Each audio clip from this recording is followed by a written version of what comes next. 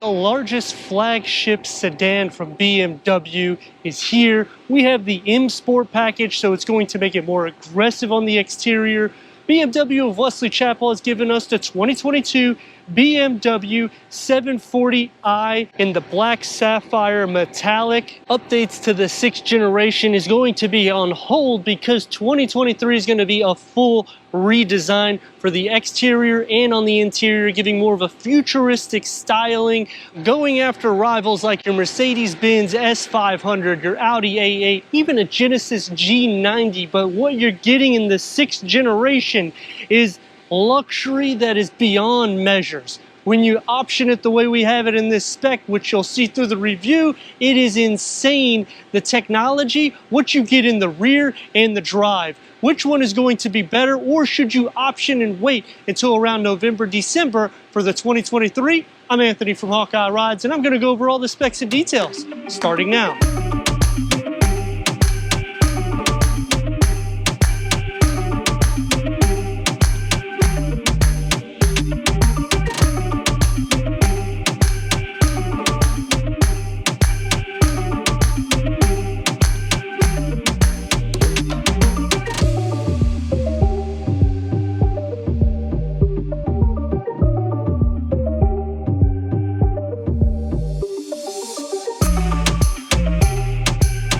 The big beamer is here. The 740i starts off with the M Sport package. You're going to get that for the bumpers. These are M Sport spec. You're going to get the air inlets on the bottom, active kidney grille that brushes into the BMW LED headlamps, daytime running, fog lamps, and BMW laser with a flared out fender that's encasing these 20-inch M-Star jet black multi-spoke wheels, the air vents that brush down the side skirt that just keeps a smooth line that goes into the LED tail lamps and the light bar.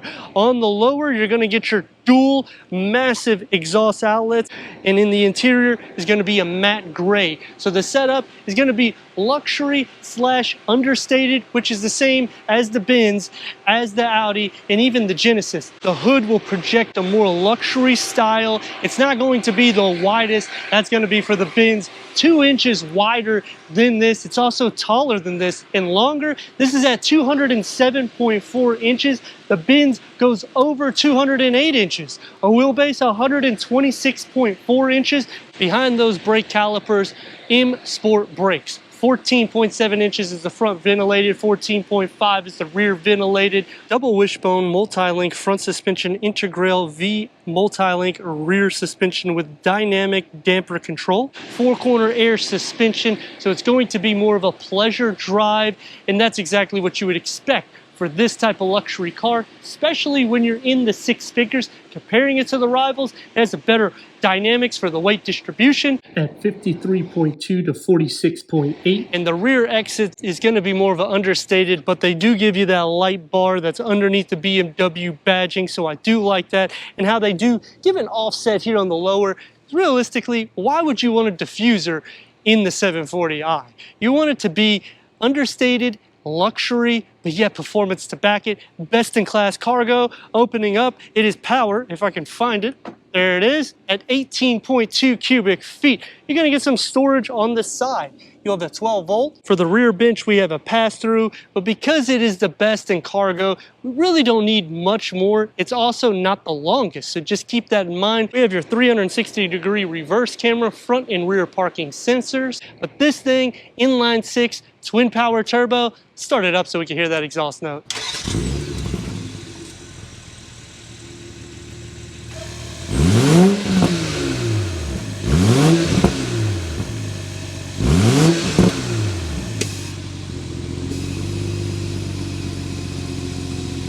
Faster than the A8, faster than the G80 2.5 turbo, faster than the Benz on the quarter mile. So when we are comparing it to the rivals, this one is definitely going to give more performance and luxury, even though the performance numbers are going to be a little less. And it also depends on the tier that you get. Is it better to get the 2022 or wait for the 2023, which will be 6 to 8 months from now? I mean, it's a tough call because at the end, they're both very luxury. Yes, it's going to be the 7th gen and you're going to get some more highlights and more dynamics. However, this still packs the performance and the luxury you're about to see. Let me know in the comments what you think about the 2022 BMW 740i as we go into the interior, go over the tech, and take this for our test run. Entering inside the BMW 740i, you're going to receive 39.9 inches of headroom, 41.4 inches of legroom. This is a cognac Napa leather with the quilted extended 20-way power adjustment for the passenger and driver with memory, heated, ventilated, massage. I like the stitch work. I like the piping. I think this is just spot on for luxury. Is it getting outdated? I don't really think so, because when you think luxury, this is really what you're thinking. Starting with the dash, you got the wood inlays with the gloss black, and I like that you have this digital reader here to make it cooler or warmer on each air vent, so you don't have to change your quad climate control. You can actually do it underneath the center vents. All gloss black that's going to be in the center, and on both the passenger and driver side, you're going to get the wood inlays with the gloss black and the silver. So paying attention to detail, everything fits nice and flush, even the 10.25 center information cluster with navigation. We have the gesture and the pinch. We have the swipe, click into the home button and to the app so you can see everything we have. Apple CarPlay, Android Auto, Amazon Alexa, streaming Bluetooth audio, AM, FM, Sirius XM, M-Lab timer, click back. Click into your car, and here you can change anything from your profiles. You can go into the carrying car, which is more relaxed modes. You can click into your experience. That'll change different modes in the car as well. And for your wedges, you can swipe over to make it easy for you just to click on the fly. Put it into reverse. You have your 360-degree reverse camera, automatic parking, backup assist, full trajectory. Click that little car icon in the 3D mode. You cannot touch anything on the left side, but you can touch those little camera pivots on the right. The gesture swipe, when you get it to work, it is pretty cool because you can actually alter that without touching the screen. Click into your car wash, and then you got the car wash lines in the front, which is one of my favorite things because it does make it easy when you're pulling into a car wash. As for the way it feels inside, it's going to be wide, even though it's not the widest. Elbows are going to be a little bit more firm and sporty than luxury. Open up inside here, you have a USB, a 12 volt, and a little bit of storage.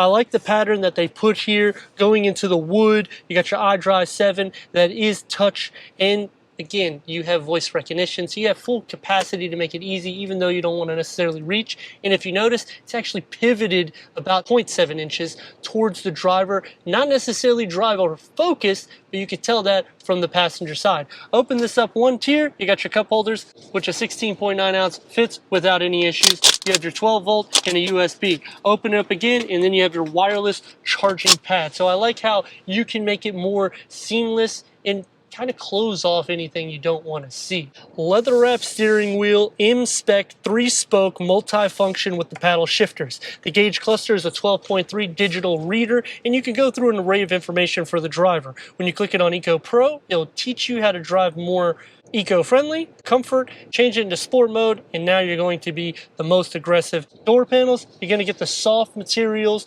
upgraded Harman Kardon, you get the wood, you get some ambient lighting, the silver. It's going to be soft where you rest your elbows, one touch up and down for all the windows, and you can also lower the sunshades in the back doors or for the rear.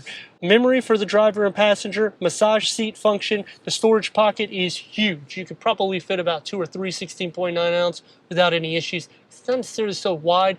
The gesture control on these are just a little bit more sensitive than I would like, because when you move your hands and you talk like I do, it's gesture controlled. So it's thinking, what do you want me to do? But that's not necessarily something that is bad. It just shows you how advanced the system is. So should you get this or wait for 2023, let's see how I look in the back. For the back seats, I have a lot of room. I'm at 38.9 inches of headroom, 44.4 inches of legroom, which is huge. And I do like that because this is a longer vehicle and I want to feel very presidential. In the back, what I can do is I can lower my sunshades, I can lower passenger sunshades, the rear sunshades, open the moonroof, so I have full capabilities on the executive line, everything on my side or the passenger side. side. Plus, I have ventilated heated seats and memory seats. I have 10-way power adjustments in the rear. That's more than standard cars, just to let you know. Elbows gonna be pretty soft here, a little bit more firm on the door panel. Open up and you got a little storage tier back here, which is a nice treat. And I like that we got the wood inlays here that goes into your cup holders. A 16.9 ounce fits without any issues. Here you could probably fit a 42, 44 ounce.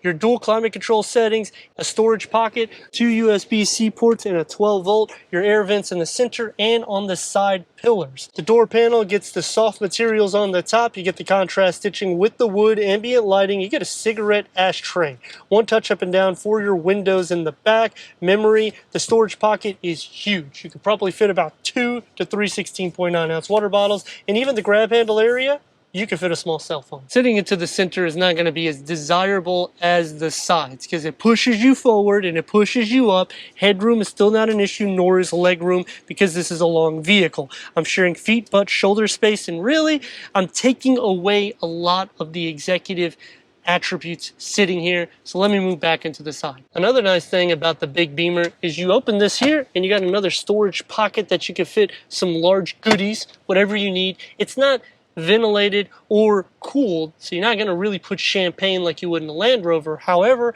I like the fact that we have storage capacity all over it. Comparing it to the rivals, this definitely gives you a lot of space in the interior. It's going to be a lot more than the G80, and when you're going into the Audi A8, you're going to have roughly the same layout, except the Beamer is just going to set itself a little bit different in class. The S500 has the same type of Sigma, and you also get all that ambient lighting into the rear as well. Comparing it to the rivals, this is going to have more horsepower than the Genesis and the Audi. It's going to have a little bit less than the Mercedes-Benz. Now, if you option the Audi or the Genesis G80 with more power, obviously it's going to have more performance behind it, but then you would do the same thing to the BMW. So I'm just trying to compare apples to apples to make it easier for everyone in the review.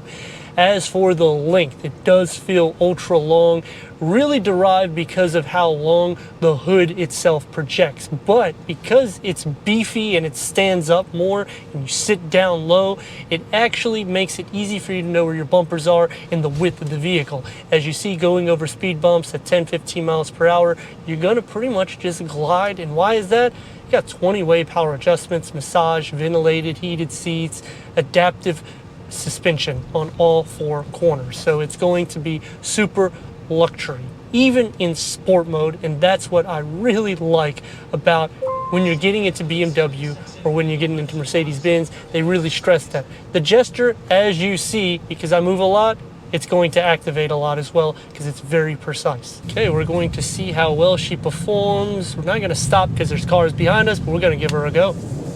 Whoop.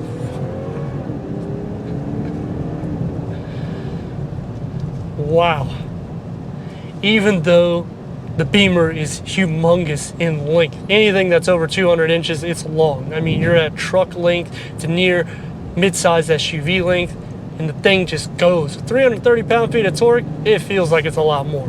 We got the M Sport brakes, so we're gonna pull over here and we're gonna show you and demonstrate those. As you can see, you pretty much stop on a dime, and that's a really nice thing because how long this vehicle is. So even though you have all that length, it's not going to be the widest. That's going to go to the bins, but that actually makes it a little bit more easy for me to drive. The steering is a bit artificial, so I don't necessarily like that because it takes away from the performance, but I understand because this is still kind of a chauffeur vehicle. If you're just going to cruise, you're not going to hear anything. Super quiet. The sound deadening, they did an excellent job. It's not the best in class, but it's right up there. I mean, I think it's quieter than the S-Class. I've driven the S500 and the S580, and I feel like the new gen is a little bit more noisy. This is actually more quiet. The Audi A8 is always library quiet, so it's really hard to say, is this one quieter or that? This one might be a couple decimals more, but overall, it's something that you could just relax in. Especially if you're in the back seat, you can enjoy over 10, you got 10-way power adjustment. You don't get that in normal cars. Now you're getting that in executive cars. Yes, the price goes and escalates into the 6 figures. However, what you're getting is awesome. Should you get this or wait for the 2023? I mean, Obviously, you're going to get a lot more in the newer version in the styling cues. They're going to alter the exterior, and on the interior, it's going to be updated as well. You're going to get new infotainment screens. We have heads-up display, we have the technology. I mean, with this, they can't necessarily charge you for apps or for heated, ventilated seats because the switches are implemented underneath. So with the new technology, what I always worry about is, are they gonna charge me? Because with the new touch screen that they're integrating in all of the BMWs, you have to use it in order to actually use your climate control, your heated ventilated seats, even your adaptive cruise control. I don't want to pay extra. I bought the vehicle. Stop in the middle of the road, give us a go.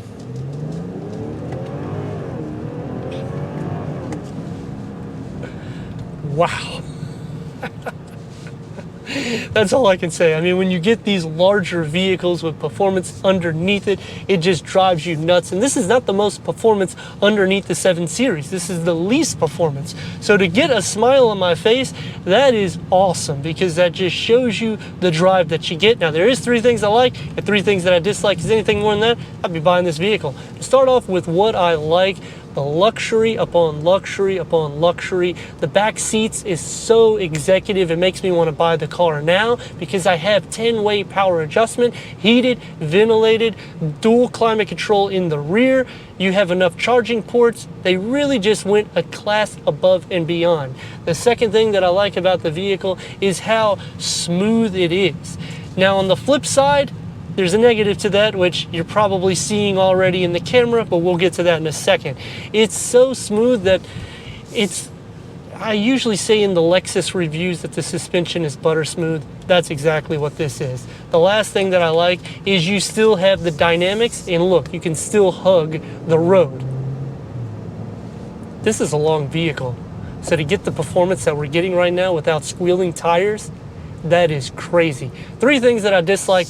On the flip side, if you notice, because of this air suspension, it's not as good as the Audi. The Audi, the camera system reads the roads. So what happens when you're taking a turn, I'm not going like this or like this, like I'm doing in this vehicle. I stay planted in my seat. This one, you don't.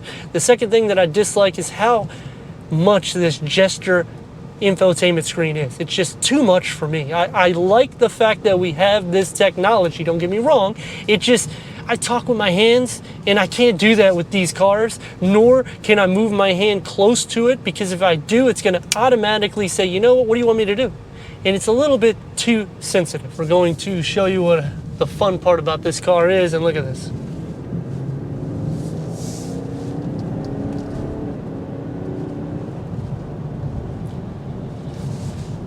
The only disadvantage is you go so fast, so quick that you might forget the speed that you're going, and you can get a speeding ticket, so you gotta be careful. The heads-up display, I can't see it because I have polarized glasses, and that's something that's kind of normal in these vehicles. I just wish that it wasn't so much in the case for that because I really do want to see how fast I'm going because I don't want to get a ticket. Turn radius at more or less a stop point. It's about 2 and a part lane, and give her some go.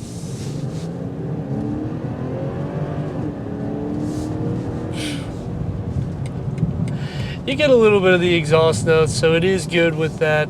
The last thing that I dislike is you can't split fold the rear bench. And the reason why I say that is because if I was looking to buy the vehicle, I would still want even more cargo capacity because let's face it, this is the size of an SUV. So if I'm going to buy a large TV, I mean, I can't fit it in this. There's no way to do that. Now, the cargo is huge and it is the biggest in class, but it would be nice to fold those rear bench down so that way you'd just be more optimal.